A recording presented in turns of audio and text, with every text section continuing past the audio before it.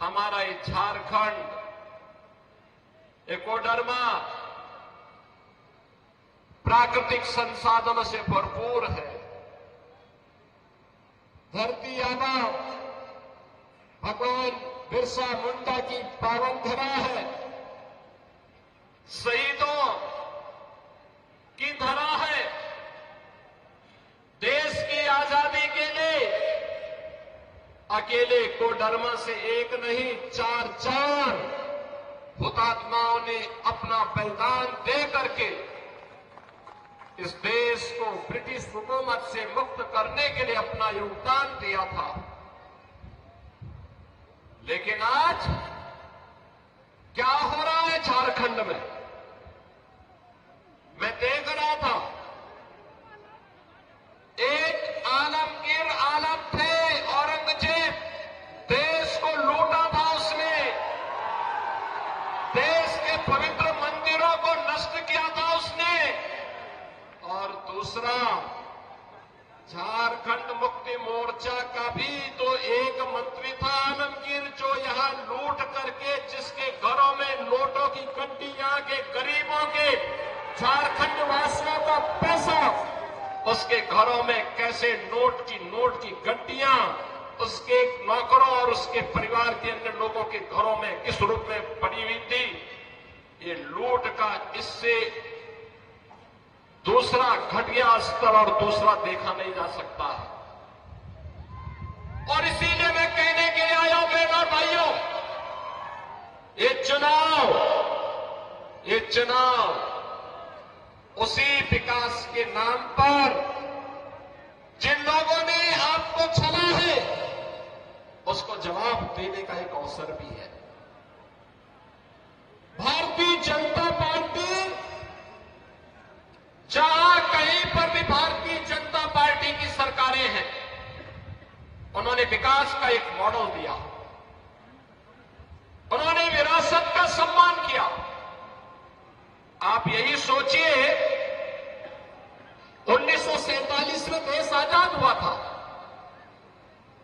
कांग्रेस को देश की जनता ने शासन करने का अवसर दिया था।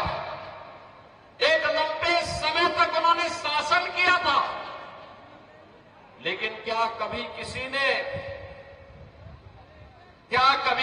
ने गरीबों के लिए ईमानदारी से कोई योजना चलाई? बहनों और भाइयों, मोदी जी जब 2014 में प्रधानमंत्री बने थे,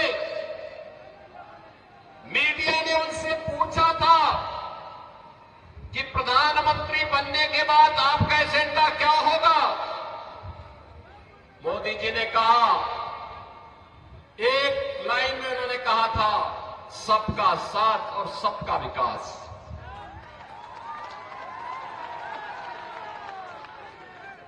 जाति, मत और मजहब के आधार पर नहीं, क्षेत्र और भाषा के आधार पर नहीं, बल्कि हर गांव का विकास होगा, हर नगर का विकास होगा,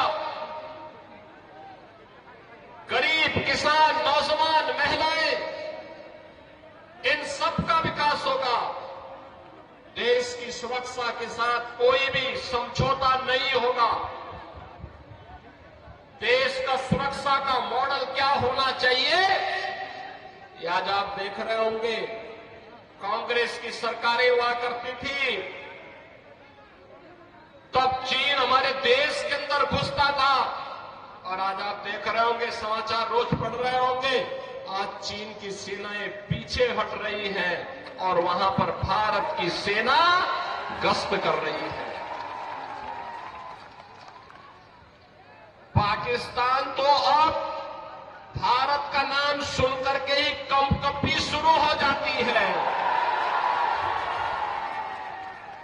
पाकिस्तान को जैसे लगता है, अब जब उसको कहीं सुनवाई नहीं होती तो यूएन में कहता है, उसको सपने आते हैं, कहता है कि भारत कभी भी हम पे हमला कर सकता है, हमारी जान बचाओ।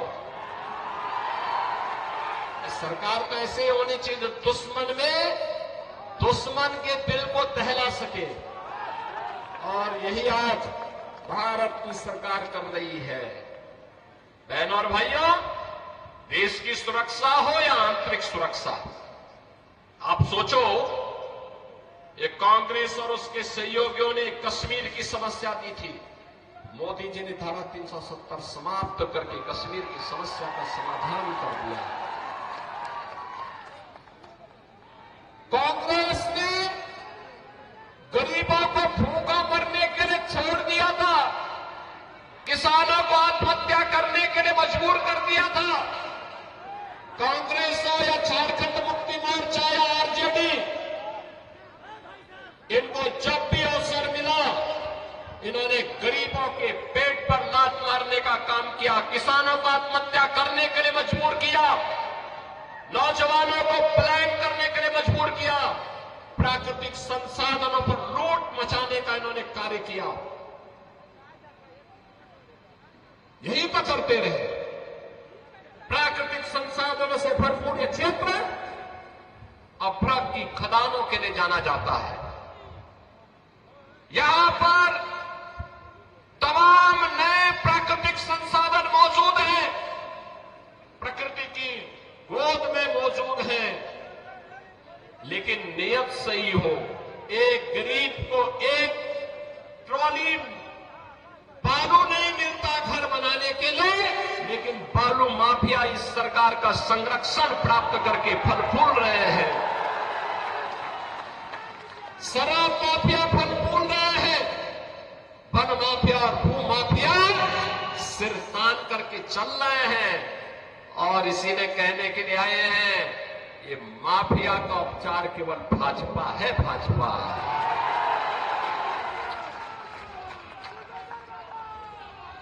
बहनों और भाइयों, 2017 के पहले उत्तर प्रदेश में भी ये माफिया ऐसे सीना तान करके चलते थे, ऐसे चलते थे। इनके लिए गरीब की कोई कीमत नहीं थी, किसान की कोई कीमत नहीं थी, नौजवान की कोई कीमत नहीं थी, बहन और बेटी का कोई सम्मान नहीं था।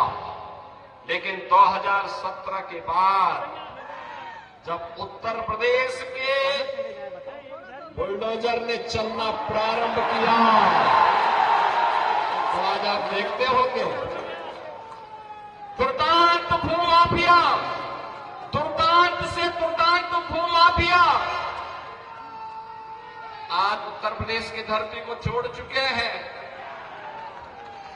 कुछ तो जेल में है और कुछ लोग राम नाम सत्य है की यात्रा में भी चले गए। भूमाफिया नहीं, खनन माफिया भी नहीं, वन माफिया भी नहीं, पशु माफिया भी नहीं, संगठित अपराध में संलिप्त माफिया भी नहीं। आज तो कोई भी माफिया हो, शराब माफिया हो या बालू माफिया, यूपी से गायब हो गया है। ऐसे ही गायब हो गया जैसे गधे के सिर की सींग समाप्त हो गई। और इसलिए बहनों और भाइयों, आपसे कहने के लिए, माफिया का उपचार केवल भाजपा है। भाजपा की सरकार लाइए, गरीब को उसका हिस्सा भी मिलेगा, गरीब को उसका सम्मान मिलेगा। जिसके पास राशन कार्ड नहीं उसको राशन कार्ड की सुविधा, जिसके पास आयुष्मान कार्ड नहीं उसको आयुष्मान भारत की कार्ड की सुविधा, जिसके पास मकान नहीं उसको मकान की सुविधा। और देश के अंदर एक तरफ मोदी जी के नेतृत्व में एनडीए का गठबंधन है और दूसरी तरफ कांग्रेस के नेतृत्व में झारखंड मुक्ति मोर्चा और आरजेडी जैसा इंडी गठबंधन भी है। दोनों गारंटी दे रहे हैं, लेकिन दोनों की गारंटी में अंतर है। मोदी जी की गारंटी है हर गरीब को मकान देने का, मोदी की गारंटी है हर नौजवान के हाथ को कार्य देने का, रोजगार देने का। मोदी जी की गारंटी है हर किसान के सम्मान का। मोदी जी की गारंटी है हर बहन और बेटी की सुरक्षा का। और उनके लिए वे योजनाएं जो उनके हित के लिए आगे बढ़ रहे हैं, उन योजनाओं को प्रभावी ढंग से यहां पर लागू करने का जो 5 गारंटी यहां के लिए भारतीय जनता पार्टी ने दी है। लक्ष्मी जोहार योजना, सभी घरों में 500 रुपये में एलपीजी के भरा हुआ सिलेंडर उपलब्ध करवाना और साल में 2 फ्री में सिलेंडर उपलब्ध, भरा हुआ सिलेंडर भी मुफ्त में उपलब्ध करवाना। गोगो दीदी योजना, ये भी भाजपा की गारंटी है, मोदी जी की गारंटी है कि झारखंड की हर महिला के खाते में हर महीने की 11 तारीख को 2100 रुपये, 2100 रुपये तक की वित्तीय सहायता पहुंचा देना। 21 लाख परिवारों को मिलेगा अपना पक्का घर और सभी परिवारों को घर निर्माण के लिए मिलेगा मुफ्त बालू। यानी ये भाजपा कहती है कि हम मुफ्त बालू घर निर्माण के लिए देंगे और बालू माफिया का सफाया कर देंगे। युवा साथी भत्ता, जिन्होंने स्नातक स्नातकोत्तर की डिग्री प्राप्त कर ली, जिन युवाओं को डिग्री प्राप्त करने के पहले 2 वर्ष में अगर उन्हें कोई नौकरी नहीं मिलती है तो प्रत्येक माह 2000 रुपये की गारंटी भी भाजपा आपको दे रही है, एनडीए आपको दे रहा है। और बहनों और भाइयों, इसके साथ ही जो यहां पर भर्तियां ये नहीं कर पाए थे, सरकारी नौकरी नहीं दे पाए थे, पहले ही कैबिनेट में निर्णय लेकर के भारतीय जनता पार्टी ने कहा है उन युवाओं के लिए नौकरी का पिटारा लेकर के भी भारतीय जनता पार्टी झारखंड के अंदर ही लेकर के आएगी। झारखंड के अंदर 5 साल में 5 लाख नौजवानों के लिए नए रोजगार उपलब्ध करवाने के कार्यक्रम को भी भारतीय जनता पार्टी आगे बढ़ाने की बात कर रही है। और इसलिए बहनों और भाइयों, आज मैं आपके बीच आया हूं आपसे कहने के लिए, भारतीय जनता पार्टी देश की सुरक्षा की गारंटी है। भारतीय जनता पार्टी देश के स्वाभिमान की गारंटी है। भारतीय जनता पार्टी युवाओं के रोजगार की गारंटी है। भारतीय जनता पार्टी महिलाओं के लिए सम्मान और स्वावलंबन की गारंटी है। भारतीय जनता पार्टी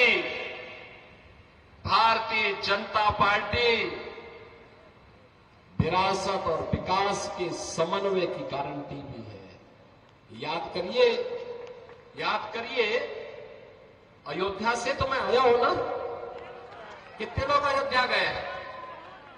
कितने लोग अयोध्या गए हैं? आप लोग एक बार अयोध्या आइए। मैं अन्नपूर्णा देवी जी से कहूंगा, वे यूपी के अंदर चुनाव के अंदर सहप्रभारी के रूप में विधानसभा चुनाव के अंदर काम कर रही थी।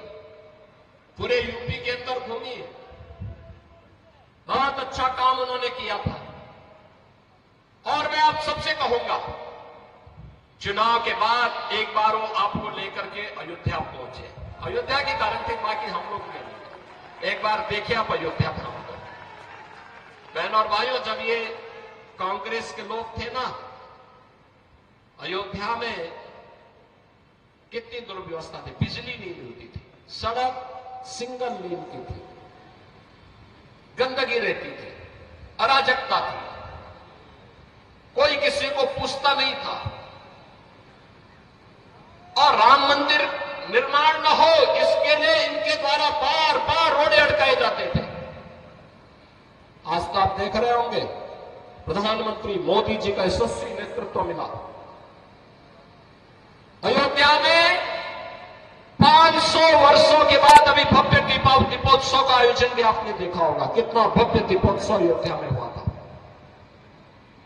500 वर्षों के बाद प्रभु रामलला अपने धाम में विराजमान हो गए। हर भारतवासी का सीना गर्व के साथ आज चढ़ा हुआ है इस बात को लेकर के कि हमारे प्रभु राम अपनी जन्मभूमि पर 500 वर्षों के बाद फिर से विराजमान हो चुके हैं।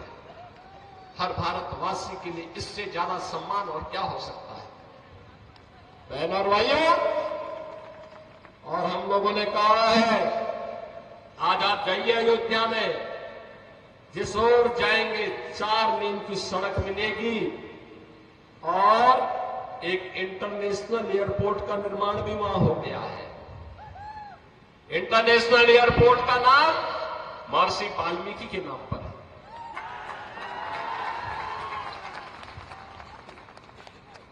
वहां पे जो बड़े बड़े यात्री विश्रामालय बनाए गए हैं उनका नाम है निषाद राज के नाम पर, निषाद राज गुहा के नाम पर। और जो भोजनालय वहां बन रहे हैं, जहां पे श्रद्धालुओं के लिए शुद्ध भोजन प्राप्त होता है, उनका नाम है माता सबरी के नाम पर। और याद करिए, विरासत का दूसरा उदाहरण मोदी जी ने दिया है। 15 नवंबर, 13 नवंबर को आपको वोट देना है। 15 नवंबर धरती आबा भगवान बिरसा मुंडा की पावन जयंती जनजातीय दिवस के रूप में मनाने का काम भी मोदी जी ने ही शुरू किया। और इसलिए बहनों और भाइयों, आज हम सब आपके पास आए हैं। विरासत और विकास का समन्वय कैसे होना चाहिए, सुरक्षा और सुशासन का बेहतर समन्वय कैसे होना चाहिए, ये केवल और केवल भाजपा इसका उदाहरण प्रस्तुत कर सकती है। और डबल इंजन की सरकार, जैसे भी हरियाणा ने निर्णय लिया, ऐसे ही झारखंड के अंदर ये भ्रष्टाचार की चंडी, सुरक्षा में सेंध लगाने वाली, माफियाओं को प्रश्रय देने वाली, अराजकता को, गुंडागिर्दी को यहां पर बढ़ाने वाली झारखंड मुक्ति मोर्चा और कांग्रेस का, आरजेडी का जो इंडी गठबंधन है, ये देश की सुरक्षा के साथ खिलवाड़ कर रहा है, राष्ट्र के स्वाभिमान के साथ खिलवाड़ कर रहा है। इन्हें मौका नहीं देना है वर्तमान को संवारने के लिए और भविष्य को उज्जवल बनाने के लिए आवश्यक है कि चुनाव में इनकी छुट्टी कर दो। बाकी काम तो भारतीय जनता पार्टी की डबल इंजन सरकार, एनडीए की सरकार आने के बाद स्वयं कर देगी। और इसीलिए आज मैं आप सबसे कहने के लिए आया हूं, जब अयोध्या में प्रभु रामलला के भव्य मंदिर के निर्माण के कार्यक्रम को पूरा करने के बाद मोदी जी के कर कमलों से रामलला 500 वर्षों के बाद अपनी जन्मभूमि पर विराजमान हुए, तब मोदी जी ने एक बात कही थी।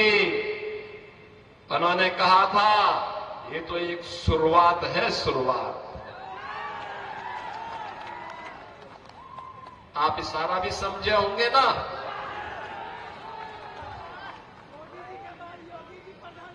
ये शुरुआत है अयोध्या में रामलला की अपने धाम में वापसी। स्वाभाविक रूप से हमारे कृष्ण कन्हैया कहां मानने वाले हैं, मथुरा में भी यही इंतजार होने वाला है। और इसीलिए मैं आपका आह्वान करने के लिए आया हूं, कोडरमा और बैरगट्टा के भी आप सभी श्रद्धालुओं को मैं आमंत्रित करता हूं। काशी में भी, अयोध्या में भी और मथुरा में भी दर्शन करने के लिए पधारिए। भारतीय जनता पार्टी को झारखंड में फिर से पूर्ण बहुमत की सरकार बनाने के लिए अपना आशीर्वाद दीजिए। छठी मैया का आशीर्वाद आपको प्राप्त हो, इस विश्वास के साथ आज से प्रारंभ हो रहा छठ महोत्सव के लिए आप सभी को मैं हृदय से बधाई देता हूं। आप सबका मैं अभिनंदन करता हूं।